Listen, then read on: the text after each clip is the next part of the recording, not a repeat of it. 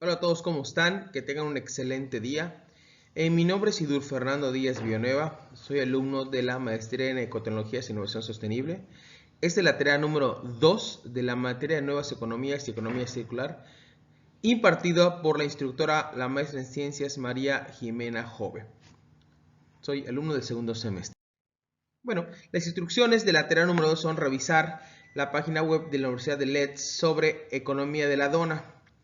En la página GoodLife, seleccionar los dos países en los que trabajaron en actividad número 1 e identificar la relación entre lo que expusieron ahí basado en el índice de progreso social y las donas de dichos países. Bueno, yo en mi caso escogí a México y a Cuba, hice la interacción entre ambos países y es la continuidad que voy a hacer. La página de GoodLife Let's es una página en la cual te muestra las donas de los países en un video en el cual se va, conforme va avanzando el tiempo, en un periodo de 15 años, el comportamiento en diferentes estratos, que sería la siguiente manera. Yo lo que hice fue hacer una comparación según el año inicial, que es el 1992, entre México y Cuba, teniendo en cuenta los valores de la satisfacción con la vida, pobreza de ingresos, calidad democrática, igualdad, empleo, nutrición, apoyo social y saneamiento. En 1992, vemos el comportamiento de México teniendo el techo social en la parte central y la parte ecológica en la parte externa y el límite de la contaminación o límite mundial o los extremos mundiales en la parte externa. Bueno, vemos emisiones de CO2, de fósforo, huellas de ecológicas, cambios de uso de suelo, etc. Podemos apreciar en el primer punto, como se ve en el lado de la gráfica, vemos cómo aquí se encuentra unos valores bastante interesantes. En cuanto es la parte ecológica, vemos cómo en Cuba la parte de cambios de suelos es muy pequeña, o sea, no alcanza los niveles tolerables. ¿Por qué? Porque el desarrollo en cuanto a vivienda es muy poco, en cuanto también sus capacidades de producción de tipo agrícola son muy pocos. Igual, pero tenemos datos interesantes. Por ejemplo, vemos en cuanto a la equidad, no hay información. En cuanto a la pobreza de ingresos, tampoco hay información. En cuanto a la satisfacción de vida, tampoco hay información. Y esto lo mencioné en el trabajo número 1, que esa información no se genera ni se tiene, pero sí tenemos información generada por ONGs como la Calidad Democrática. Aquí ya tenemos puntos rojos. En cambio, en México, la equidad, pues obviamente aquí tenemos unos puntos rojos por falta de equidad. También tenemos información importante como sería la esperanza de vida, que está aquí, que aquí tenemos una muy buena esperanza de vida, igual que en Cuba. Y así nos vamos al siguiente año. Tenemos el 2001, tenemos aquí cómo los límites van incrementando, sobre todo la parte de la huella ecológica, cómo en Cuba se mantiene en el techo ecológico y cómo en México pues ya llegamos a niveles más altos, sobre todo el 2001, que fue un año en el cual hubo mucho desarrollo en el país.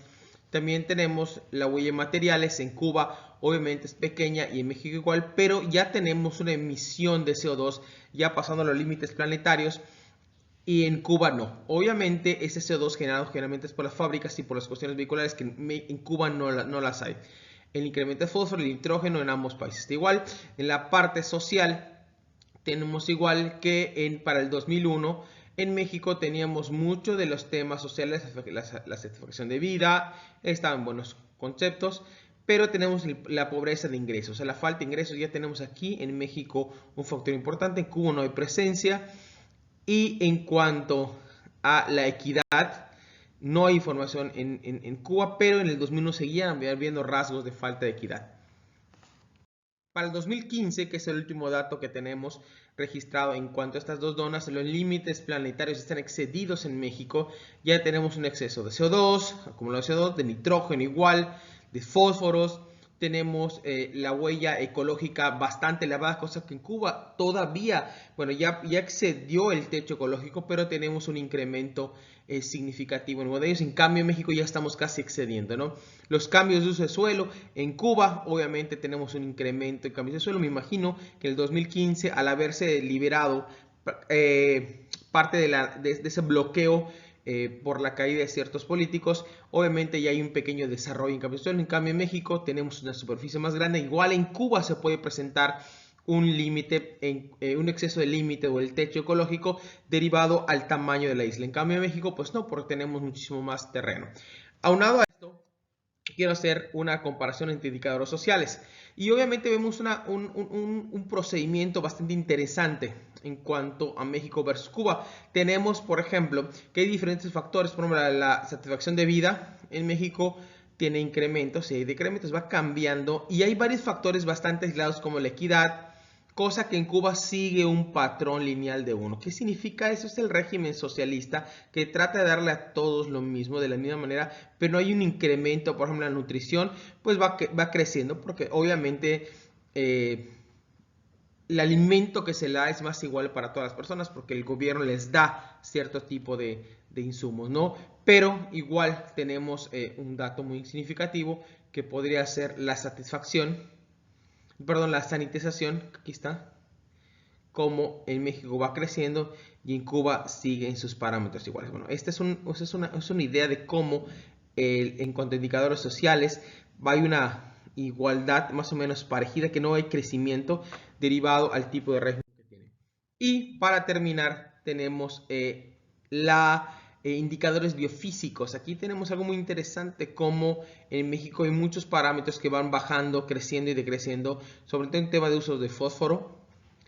Y un dato importante en Cuba, lo que mencionamos, como está en la dona, es una representación gráfica igual de las donas, solo que en un histograma.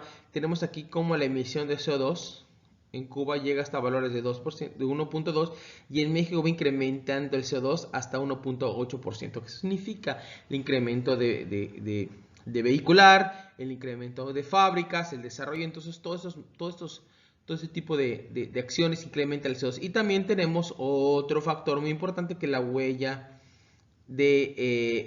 ecológica que tenemos acá, cómo va creciendo y decreciendo. Obviamente esto también va cambiando según los periodos sexenales que se van teniendo, ¿no? Cada gobierno tiene sus políticas. En cambio en Cuba pues solamente se mantienen más estables derivado al tipo de régimen que tenemos. Esto me lleva a la conclusión de que la comparativa que hice en el primer ejercicio, en la tarea 1, obviamente sí presenta y hay una igualdad y una diferencia en cuanto a las donas, ¿no? Vemos cómo el crecimiento es masivo en algunos años, decremento en otros años, y nos lleva a la conjetura de que México es un país que va desarrollando, va contaminando más, pero Cuba es un país que va más lento, decremento, pero tiene México mayor libertad y mayor derechos en cuanto a cuestiones sociales, y en cuanto a las cuestiones ambientales y sociales, pues Cuba queda un poquito más abajo. Por mi parte ha sido todo. Yo soy el ingeniero Eduardo Fernando Díaz Villanueva. Espero haber cumplido con los objetivos de la materia en la tarea número 2. Muchas gracias.